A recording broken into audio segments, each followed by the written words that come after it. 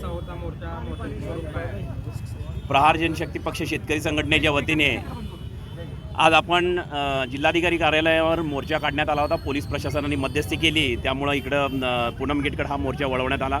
आमचे वेळोवेळी मागण्या आहेत। 28 वर्ष झालं लक्ष्मी विष्णू कामगारांना घरं नाहीत, त्यांच्या हक्काची घरं मिळली पाहिजेत। पंतप्रधान आवास योजनेतून अनेकांना घरं मिळाली, पण लक्ष्मी विष्णू कामगारांचा कुणीही विचार केलेला नाही, ही एक मागणी आहे। त्याच्यानंतर अचानकपणे माझ्यावर 2 कोटी रुपयाच्या खंडणीचा गुन्हा जो दाखल केलेला आहे, तो गुन्हा बेबुनियाद आहे।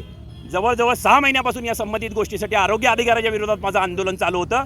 त्या ठिकाणी राखी माने येऊन बसली, ती त्यांची म्हणजे त्यात माझा काही दोष नाही आहे। मी त्या खुर्चीच्या विरोधात आंदोलन करत होतो, बायोमेडिकल वेस्टेज एस कंपनीच्या विरोधात आंदोलन करत होतो।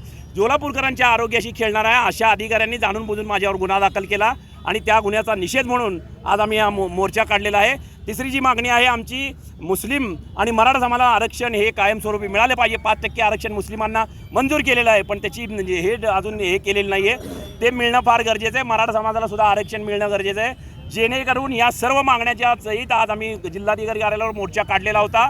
पण पोलिसांनी मध्यस्थी केल्यामुळं हा मोर्चा म्हणजे तात्पुरता आपण आता थोड्या वेळात स्थगित करणार आहोत। यापुढे आम्ही आक्रमकपणे मुख्यमंत्र्यांच्या घरावर अचानकपणे हजारो कार्यकर्त्यांसह आंदोलन केल्याशिवाय राहणार नाही। धन्यवाद। काय मागणी आहे, आज कशा पद्धतीचं आंदोलन आहे? आज या ठिकाणी प्रहार जनशक्ती पक्षाच्या माध्यमातून आम्ही 3-4 मागण्या घेऊन परवा जिल्हाधिकारी साहेबांना निवेदन दिलेलं आहे की बाबा ज्या महानगरपालिकेच्या ज्या आरोग्य अधिकारी आहेत त्यांची प्रतिनियुक्ती त्या ठिकाणी करण्यात आलेली आहे, त्यांची ती नियुक्ती रद्द करून त्यांची डिग्री तपासली गेली पाहिजे।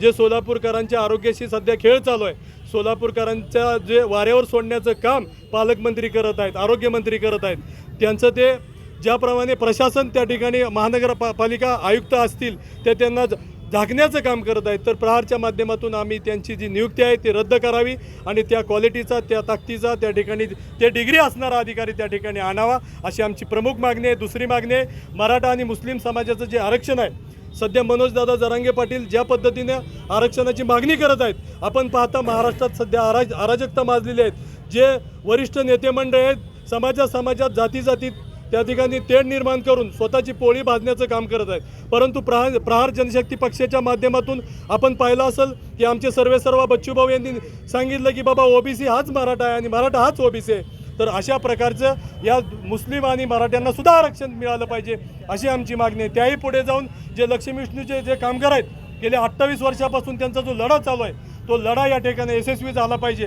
त्यांना हक्काची घरं मिळाली पाहिजेत।